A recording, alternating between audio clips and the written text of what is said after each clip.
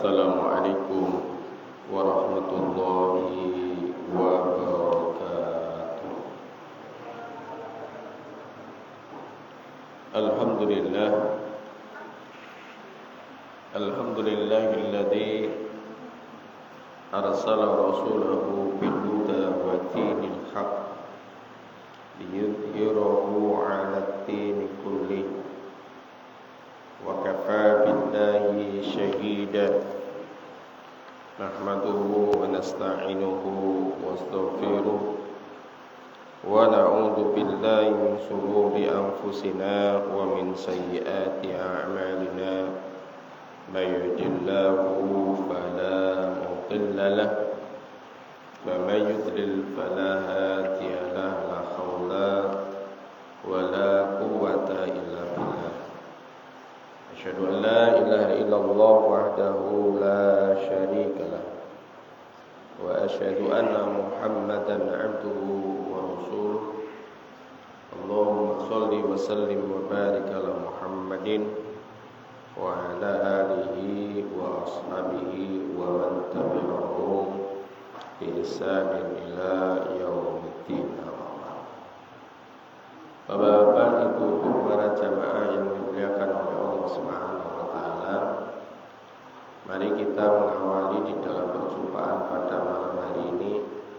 Kita bersyukur atas nikmat karunia yang oleh Allah limpahkan kepada kita semuanya, sehingga pada malam hari ini kita masih diberikan nikmat yang tiada taranya, yaitu kenikmatan kita diberikan kehidupan oleh Allah Subhanahu wa taala. Artinya kita masih diberikan peluang untuk menata kembali kehidupan kita dalam kehidupan yang fana ini. Kita tidak mengetahui kapan kita akan meninggalkan kehidupan dunia. Dan setiap jiwa yang hidup ini pasti akan mati. Oleh karena itu, ya, mari saya ajak panjenengan semuanya untuk bersegera di jalannya Allah. Bagaimana kita bersegera di jalannya Allah? Mari kita mendekat dengan rumahnya Allah Subhanahu wa taala. Kita rajin untuk melakukan ibadah. Salah satunya yang itu menjadikan ciri seorang muslim, yaitu kita sholat 5 waktu. Jadi apabila kita tidak menjalani ini, maka sesungguhnya kita mengurangi kemusliman kita.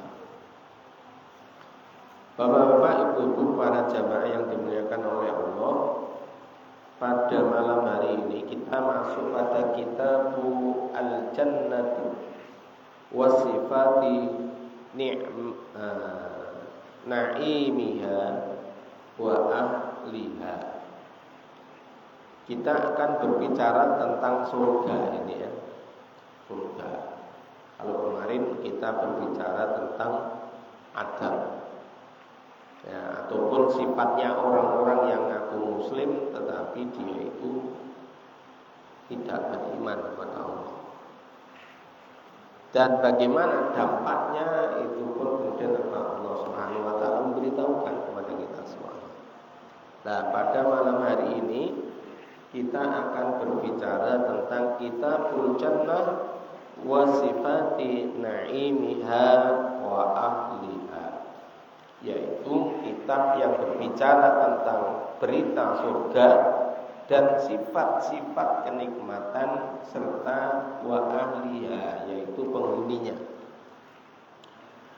Hadis yang pertama yaitu hadis Abi Hurairah radhiyallahu an. Hadis yang pertama ini adalah hadis berasal dari Abi Hurairah radhiyallahu an anna Rasulullah sallallahu alaihi wasallam, sesungguhnya Nabi sallallahu alaihi wasallam qala hujibatin naru bi syahawat, ya, hujibatin naru bi syahawat wa hujibatil jannah jannatu bil maqarih. Hadis dari Abu Hurairah radhiyallahu anhu, mudah-mudahan Allah Subhanahu wa taala memberikan keridhaan kepada Abu Hurairah. Ana Rasulullah sallallahu alaihi wasallam, sesungguhnya Rasulullah sallallahu alaihi wasallam pernah bersabda begini. Hujibatin naru bi syahawat. Jadi katanya Rasul, neraka itu ditutupi dengan syahwat. Jadi nek pengen masuk neraka, syahwat itu jarno silakan. Ya. Dan kalau kaitannya dengan surga gimana? Wa hujibatil jannatu bil maqari. Dan surga itu ditutupi dengan perkara-perkara yang tidak disukai.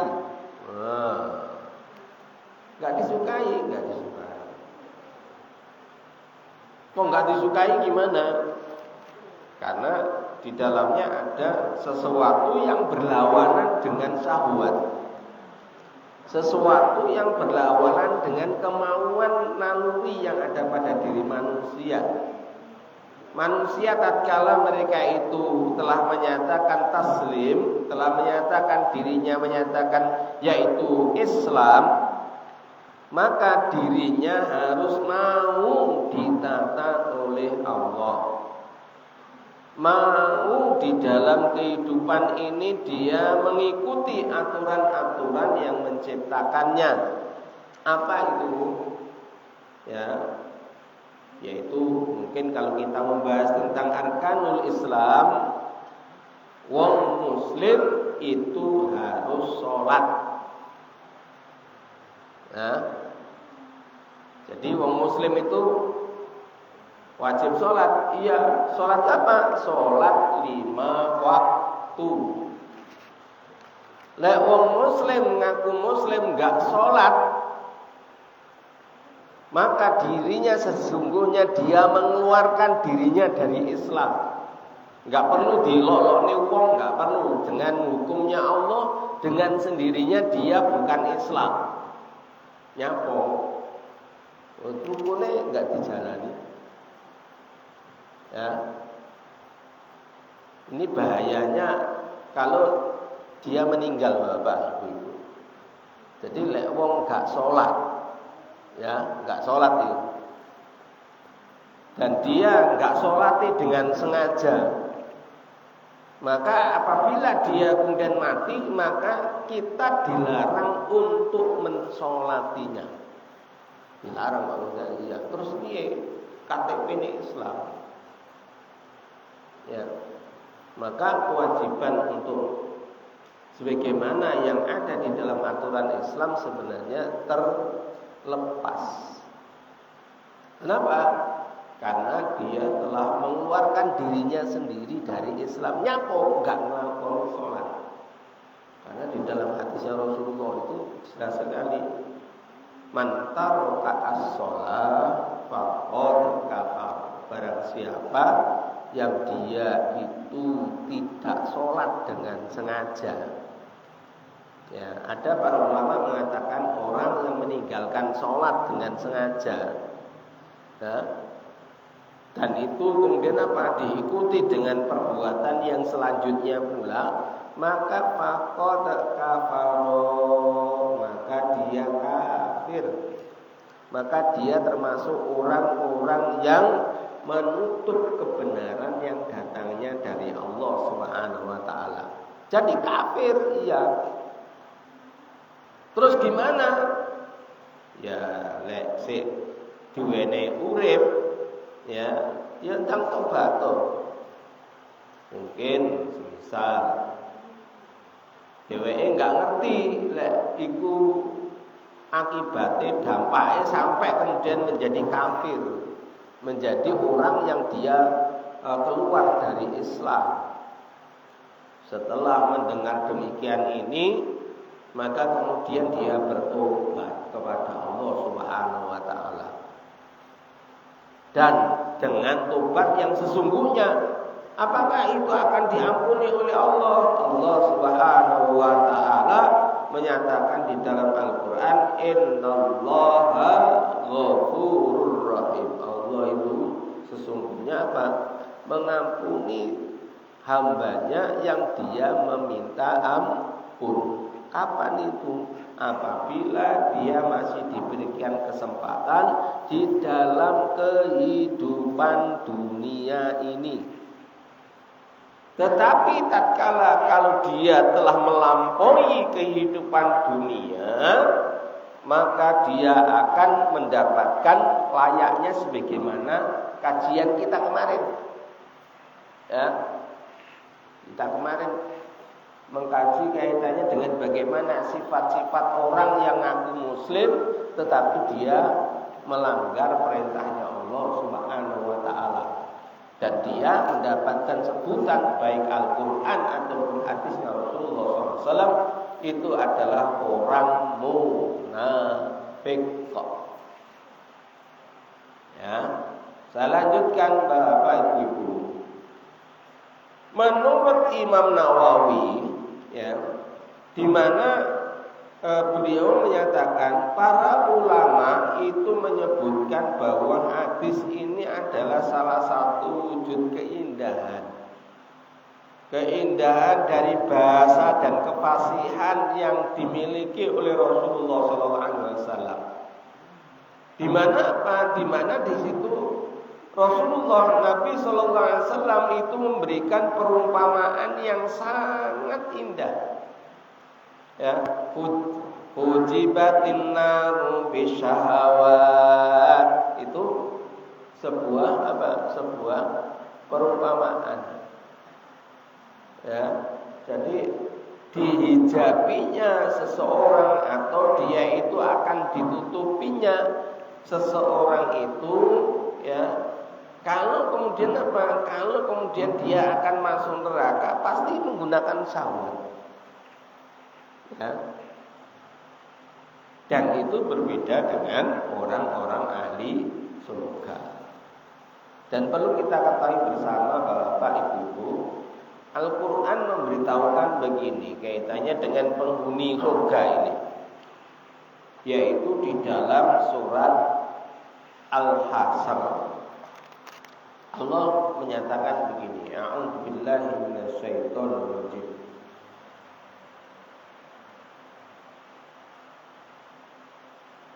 Di dalam surat Al-Hasyr, Allah mengatakan begini, la yastawi ashabun nari wa ashabul jannah.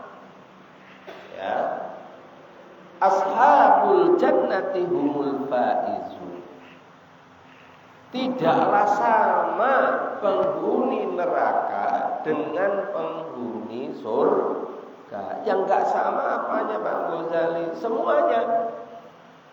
Orang-orang yang mereka itu ahli neraka, dia perilakunya tidak sama dengan orang-orang ahli surga. Bagaimana tidak samanya? Orang-orang yang mereka ahli neraka, mereka tidak mau memperhatikan terhadap petunjuk-petunjuknya Allah.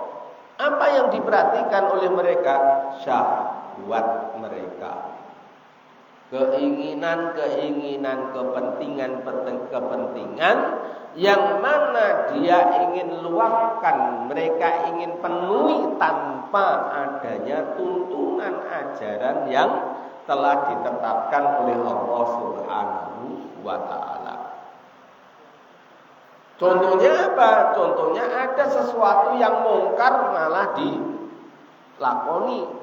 Sesuatu yang mereka itu malah diperintahkan oleh Allah, abote setengah mati untuk menjalankan.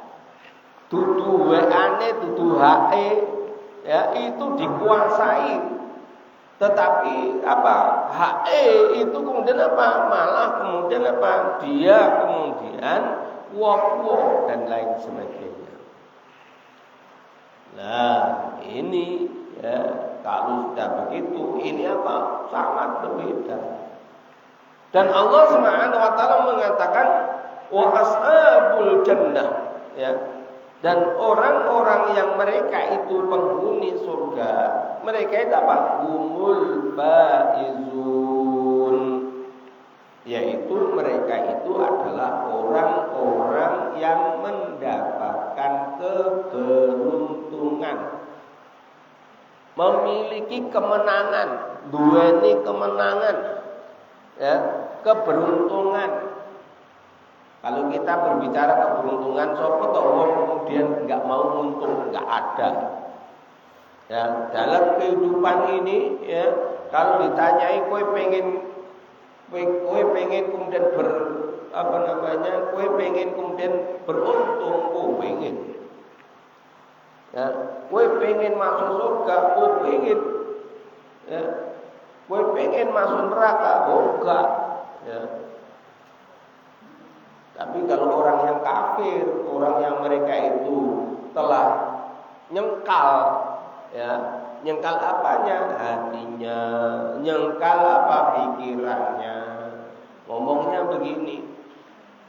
Dan itu nanti akan digambarkan oleh Allah Subhanahu wa taala di dalam Al-Qur'an surat Az-Zumar. Jadi orang-orang yang kafir tatkala dalam kehidupan ini dengan perkataan-perkataan seperti menantang kepada Allah Subhanahu wa taala, maka dia nantinya di yaumil qiyamah akan apa? Akan gemetar karena apa yang dia perbuat dahulu semuanya terlihat. Ya. Tantangan-tantangan yang dia lakukan tadi itu kemudian apa? Akan nampak dalam gambaran yang diberikan oleh Allah Subhanahu wa taala nanti jadi yaumul qiyamah, yaumul hisab nanti. Ya. Katanya gimana? Pak Opo, aku lek masuk neraka rapopo. Ya, tak lakonane. Ya, kan ada yang gitu ya. Ya. Kowe iki aja sok kemudian apa ngaruh-ngaruhi aku. Sak sirku to arep dungkil balik sak sirku, masuk ini sak sirku. Ya itu urusanku. Nah, kalau begini ini maka orang ini punya sifat watak yang namanya menutup kebenaran yang datangnya dari Allah. Kalau istilahnya Al-Qur'an kafir.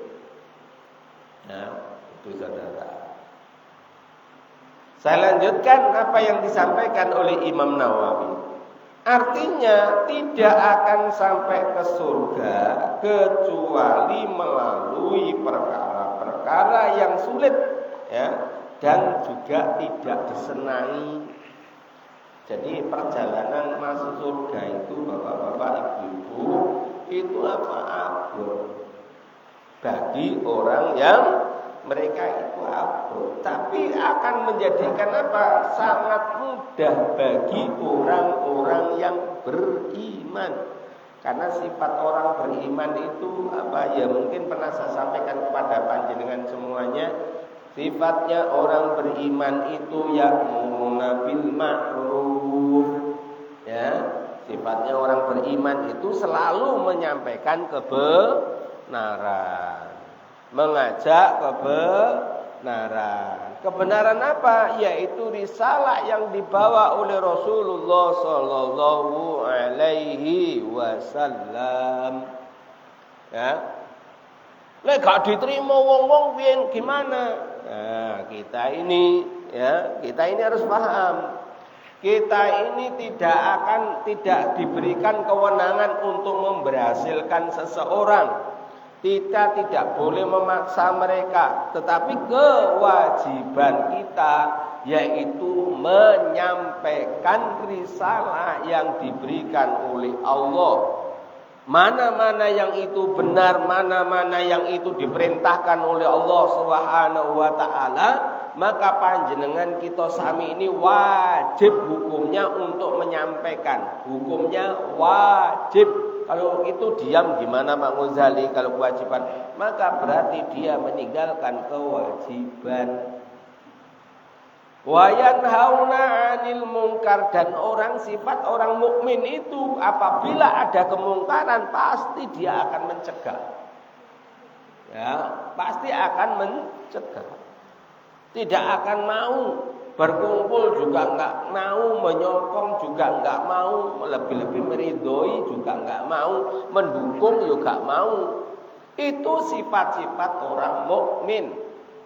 Tapi Pak Ghazali, kalau seandainya di situ itu ada orang mengatakan mukmin, tetapi malah dia bersama orang kafir, orang yang mereka itu malah memusuhi orang muslim yang lainnya, maka orang yang seperti ini ya lek sing ngaku muslim maka dia munafik.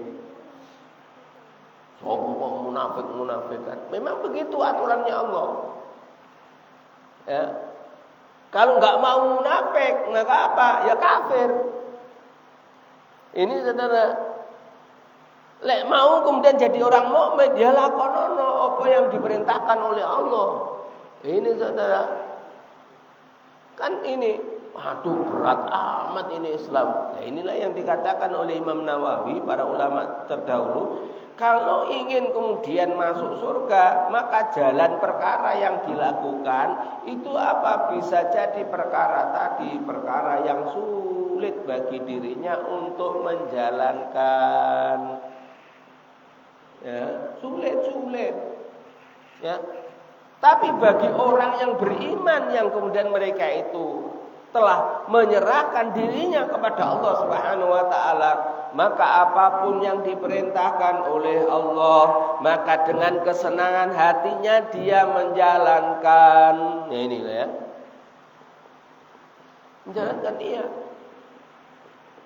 Kenapa? Di dalam surat Al-Baqarah juga Allah menyatakan begini, innahum kanu yusari'una fil khairat. Jadi sesungguhnya orang-orang mukmin itu apabila ada kebaikan, apabila dia ada kebenaran, yusari'una fil khairat, bersegera dia ada dalam kebaikan tadi. Itu sifatnya orang mukmin. Ya. Ini saudara, oh begitu ya, iya. Ya. Selanjutnya, jadi surga itu apa? Sesuatu perkara yang tidak disenangi, ya. Kalau disuruh menjalankan, ya, oh banyak alasan, ya. Dan tidak akan sampai ke neraka. Jadi tidak akan masuk ke neraka, bapak-bapak, ibu-ibu, kecuali mengikuti syahwat dan hawa nafsu. Nah ini loh, sudah ditunjukkan dia. Jadi tatkala kalau kemudian kita ini sudah tahu aturannya Allah, jangan ditabrak karena mungkin apa? Nafsu kita muncul, hawa nafsu kita muncul, atau hawa nafsunya manusia yang lain. Kita ini apa? Mengikutinya. Ini enggak boleh. Ya. Wala in taba'ta ahwa'ahum ma ja'aka minal ilm ma laka minallahi min waliyyin wala nasir. Allah Subhanahu wa taala menyatakan, janganlah sekalian sekali-kali itu kemudian apa? Mengikuti hawa nafsu mereka.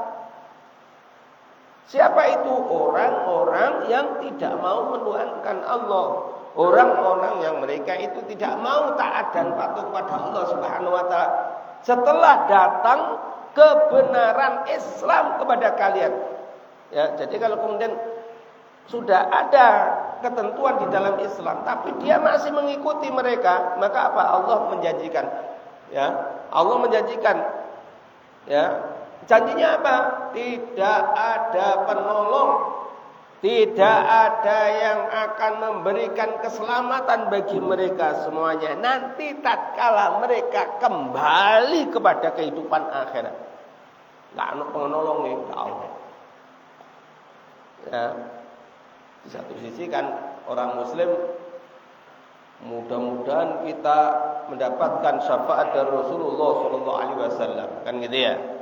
Tapi dia tidak mau mengikuti ajaran Muhammad khatamil anbiya wal mursalin, maka apa? Aduh susate. Wong gak gelem mengikuti aturan-aturan sing ditentukan oleh Allah melalui Rasulnya, kok pengen itu pertolongan, nggak akan. Ini Bapak Ibu. Selanjutnya, ya, kalau itu ke neraka, ya, maka tidak akan masuk ke neraka kecuali mengikuti syahwat dan hawa nafsu. Ya. Maka barang siapa yang dapat menghancurkan sesuatu yang kemudian menutupinya tadi, artinya dia bisa mencegah terhadap hawa nafsunya, mencegah terhadap syahwatnya, maka dia akan diberikan kemudahan oleh Allah Subhanahu wa taala untuk masuk surga. Tetapi sebaliknya, kalau dia malah kemudian karena kemudian melakukan dengan syahwatnya, mengikuti syahwatnya, maka dia pun akan dimasukkan oleh Allah di dalam neraka Allah Subhanahu wa taala. Nah, ini saudara. Terus gimana Pak Muzani supaya kita ini sesuatu perkara itu sulit kemudian tidak disenangi, ya caranya gimana kita ini bisa supaya nantinya kita ini enjoy menjalankannya? Begini Bapak Ibu, kalau di dalam Al-Quran itu perintahnya begini, ya sebenarnya pernah saya sampaikan kepada panjenengan, sebagaimana di dalam surat Al-Mujadalah ayat 11, ya ayyuhalladzina amanu, hai orang-orang yang beriman, idza qila lakum tafassahu fil majalisi, ketika kalian diperintahkan untuk berlapang-lapang di dalam majelis, fafsahu yafsahillahu lakum, maka apa? Maka berlapanglah kalian. Artinya apa? Di situ kita ini sepertinya oleh Allah dipaksakan. Lek ora duwe ilmu agama ngaji yo, gitu loh ya. Jangan malah kemudian apa? Wis gak ngerti agama, mulang sara, musuhi wong mukmin. Nah, ini sudah. Ya. Dikandani malah malang kerik. Dikandani malah kemudian apa? Malah wani, ya. Maka yang demikian ini Bapak Ibu, kewajiban kita semuanya yaitu menyampaikan, ya, suara itu disampaikan sampai ke telinga kepada hamba Allah, itu wilayahnya kita, ya. Dan tidak ada kewenangan bagi kita untuk kemudian apa? Oh, si fulan itu ngaji nggon kene, kemudian itu akan taat kepada Allah. Enggak ono sing jamin. Maaf, saya juga tidak bisa menjamin itu. Ya. Kenapa? Karena tugasnya hanya menyampaikan. Ya. Ora gelem gimana? Yo ben wis ora gelem. Apa yang jelas nanti di yaumil kiamah akan ditanyain, sudahkah kalian sampaikan kebenaran yang datangnya dari Allah? Saya akan katakan sudah. Ya. Panjenengan kita sami itu kemudian nanti akan ditanyai, wis apa tidak dengar kalau ono itu peringatan tentang agamanya Allah, maka nantinya tidak ada perbantahan yang bisa dibantah oleh mereka, ya, orang-orang yang ingkar kepada Allah Subhanahu wa taala. Tatkala mungkin mulutnya bantah, oh saya mendengar, saya kemudian apa? Saya kemudian itu duduk, maka telinganya itu bersaksi, enggak, dia ngapusi, enggak dengarkan, malah ditinggal turu, ya. Terus lagi, kamu datang untuk pengajian, oh datang, maka sikilnya kemudian bersaksi, enggak, dia ngapusi. Ternyata apa? Dia berat untuk apa? Mendatangi majelis-majelis ilmu. Gitu saudara. Ya. Ini yang kemudian apa? Nanti di dalam sebuah peradilan yang telah ditetapkan oleh Allah Subhanahu wa taala itu akan terjadi. Terus gimana Pak Ghazali? Mumpung kita ini masih diberikan kemudahan oleh Allah. Artinya apa? Artinya kita ini masih diberikan kehidupan. Ayo, ya, kita bersungguh-sungguh untuk beribadah, meneruskan terus-menerus melakukan kebaikan. Untuk gimana? Untuk selalu kita taat dan patuh kepada Allah. Selain itu gimana? Bersabar dalam menghadapi kesulitan. Kesulitan apa? Kehidupan ini mungkin. Ya, harus bersabar, iya. Ya. Karpane enggak kelakon, ya. Tujuannya enggak sampai, targetnya ora sampai, ya, karena nafsu yang kemudian diinginkan, maka apa? Bersabar. Ini saudara. Selain itu, ya, selain itu kita ini harus saling kemudian memaafkan, jujur, berbuat baik kepada orang-orang yang mereka itu melakukan kemungkaran. Kemudian bersabar menahan nafsu dan syahwatnya. Itu sudah. Sabar. Ya. Tapi kalau kemudian terus-terusan, maka pada akhirnya akan menjerumuskan dirinya dalam lembah kenistaan.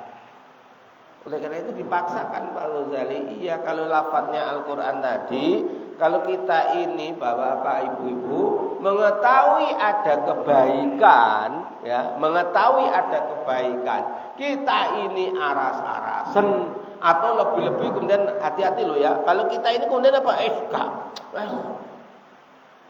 Kalau sudah ada kata itu berarti apa? Enggak suka. Hati-hati ini.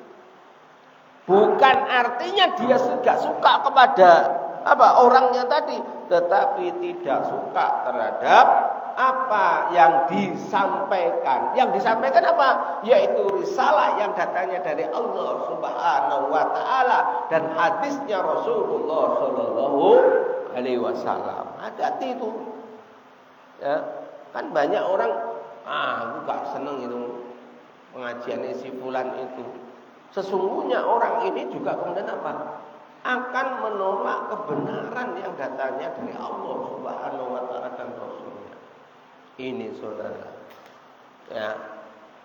Mari kemudian apa? Kita lanjutkan apa yang menjadikan nasihatnya Imam Nawawi, ya. Akan tetapi syahwat yang diperbolehkan tidak termasuk di dalamnya. Namun kemudian apa? Hal itu dibenci atau dimakruh. Yang dimakruhkan maka apa? Janganlah dilakukan, ya. Karena apa? Karena dikhawatirkan perbuatannya akan menyeret pelakunya dalam persoalan-persoalan yang diharamkan. Kalau subhat itu gimana Pak Ghazali? Kalau itu nggak jelas hukumnya, ya, maka apa? Lebih baik ditinggalkan. Termasuk makruh itu lebih baik ditinggalkan. Jangan kemudian apa? Diterus-terus no. Karena apa? Karena itu bisa sewaktu-waktu akan jatuh di dalam perkara keharaman. Ini saudara. Selain itu apa? Selain itu ya dampak yang mungkin terjadi sebelum dia meninggalkan kehidupan ini biasanya akan menjadi keras hatinya. Apa keras hatinya itu? Dia apabila dia itu dinasihati, dia sudah jengkal, dia tidak mau menerima, dia tidak cocok, apalagi dia tidak mau, nah, sudah.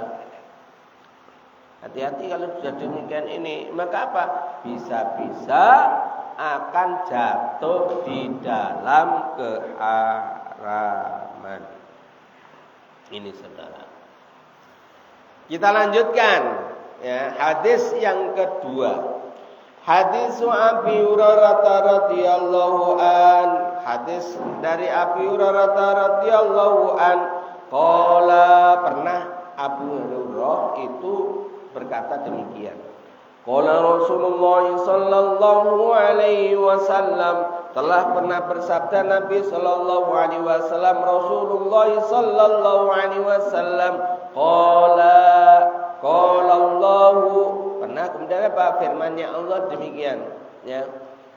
A'dadtu li'ibadis salihin ma la 'ainu ra'at, ya, wala udhun sami'at wala hadara 'ala qalbi bashar fa aqra'u in syi'tum, ya. Maka di situ dinyatakan firman-Nya Allah Subhanahu wa taala, aku telah menyiapkan untuk hamba-hambaku yang soleh apa yang belum pernah dia lihat dengan matanya. Ya. Inilah yang kemudian apa janjinya Allah. Mala ainun ra'at. Tidak pernah itu dilihat oleh matanya. Tidak pernah kemudian apa dilihat oleh matanya. Wala udunun sami'at, dan tidak pernah itu didengarkan oleh, artinya tidak pernah mendengar dari telinganya sendiri. Wala khatara ala qalbi bashar, dan tidak pernah terlintas sedikit pun di hatinya manusia. Apa itu? Ya, yaitu kehidupan akhirat nantinya. Baik itu kehidupan surga ataupun kehidupan neraka. Jadi begini Bapak Ibu.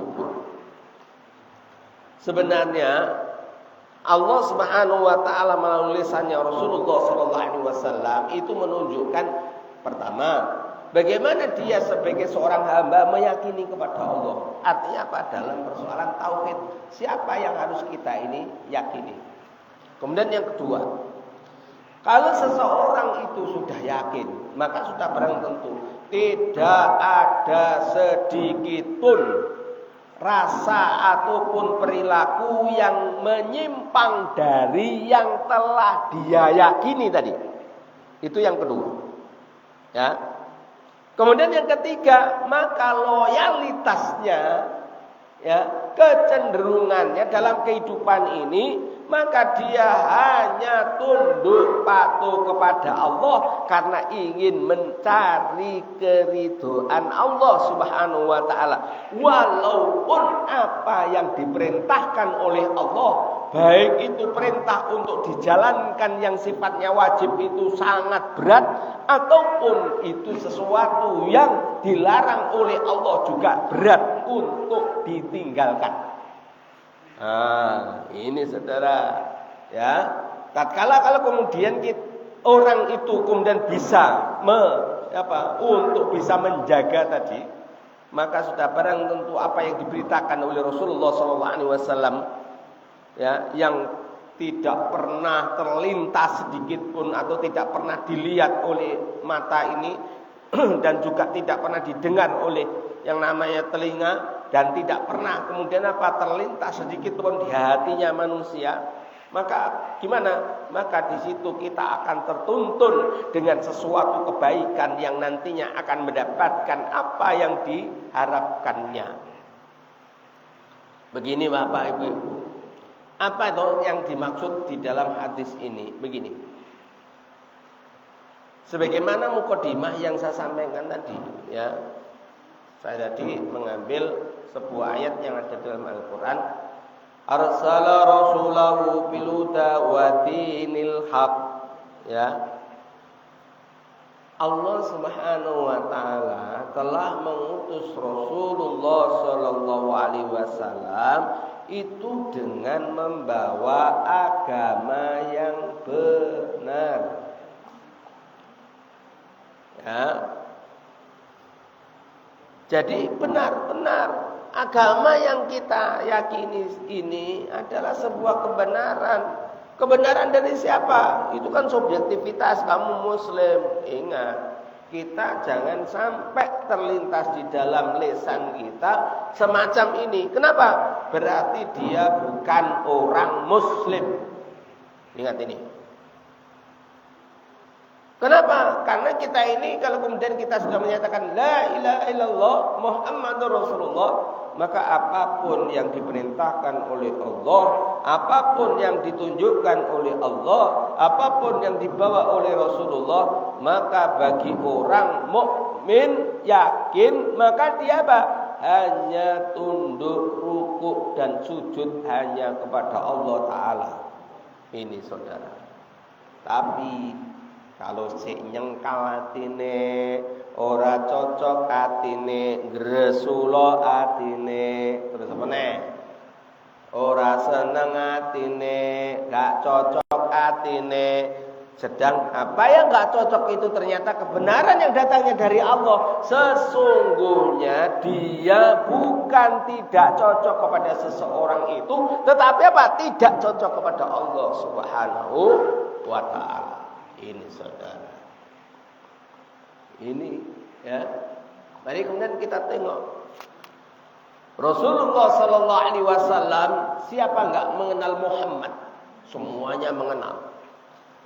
Ya, semuanya mengenal dia. Sampai-sampai sebelum bisanya Rasulullah sallallahu alaihi wasallam, sebelum diutusnya Rasulullah sallallahu alaihi wasallam, Rasulullah mendapatkan julukan Al-Amin. Apa maknanya Al-Amin? Dapat dipercaya. Kenapa? Karena enggak pernah berbuat bohong, tidak pernah ngapusi wong, tidak pernah melakukan apa? Penipuan dan lain sebagainya. Tetapi ini Bapak Ibu, tatkala Allah Subhanahu wa taala mengutus Muhammad dengan membawa risalah kebenaran, yang mana kebenaran tadi ternyata apa? Bertentangan dengan kondisi apa yang ada di dalam masyarakat pada saat itu. Maka dia, siapapun yang kemudian pernah mengenal Muhammad, dia kemudian apa? Mereka memusuhi Muhammad. Kenapa kok memusuhi? Karena ngungkit Muhammad, ngungkit perilaku yang dilakukan oleh masyarakat di situ. Nyako, dia memiliki Tuhan selain Allah Subhanahu wa taala. Kalau bahasane ngeten. Bahasane saiki. Ada yang selain Allah Subhanahu wa taala dia taati. Ada selain Allah Subhanahu wa taala yang dia patuhi. Ada selain Allah Subhanahu wa taala yang dia ibadahi. Ya. Ini saudara. Oleh karena itu apa? Ayo kita, apabila ada seruan dari Al-Qur'an ataupun sunnahnya Rasulullah SAW, ayo kita jaga, jangan sampai kita ini apa? Berlawanan. Ya. Enggak setuju, ya. Kemudian enggak sreg, ya, dan lain sebagainya. Maka apa? Jangan. Kenapa? Sebagaimana katanya Imam Nawawi tadi, ya, apabila sesuatu yang itu tadi, kebenaran tadi ternyata kemudian menjadikan dirinya tidak mau, ya, maka bisa jadi akan membuat hatinya menjadi keras. Keras itu apa? Berlawanan dengan ketetapan yang telah diberikan oleh Allah Subhanahu wa ta'ala. Ini saudara, ya, kalau kita lihat di dalam surat Al-A'raf itu malah lebih ini, ya, lebih mengenal lagi. Panjenengan bisa buka itu di dalam surat Al-A'raf ayat 2, ya. Jadi kalau orang yang kemudian mereka itu ditunjukkan Al-Qur'an, kemudian dia itu sempit dadanya, maka Allah menunjukkan dua hal. Bagi orang yang mereka merasa tersindir, merasa ditunjuk, mereka merasa dihukumi, ya, maka sesungguhnya orang-orang ini adalah orang yang ingkar kepada Allah Subhanahu wa taala. Gitu Pak Uzali, iya. Bagi orang-orang mukmin, ya, bagi orang-orang mukmin, maka apabila kemudian ditunjukkan Al-Qur'an, ditunjukkan petunjuk yang ada dalam kehidupan ini, walaupun mungkin apa yang ditunjukkan tadi itu sesuatu yang mungkin, ya, yang mungkin saat itu dia pelakunya, yang mana kemudian dia tidak sesuai dengan Al-Quran, maka apa? Tidak ada rasa dia sebagaimana orang kafir tadi, ya, orang yang mereka ingkar tadi. Tetapi apa?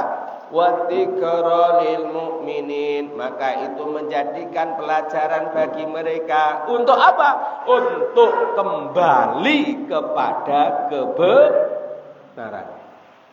Ini saudara, ya.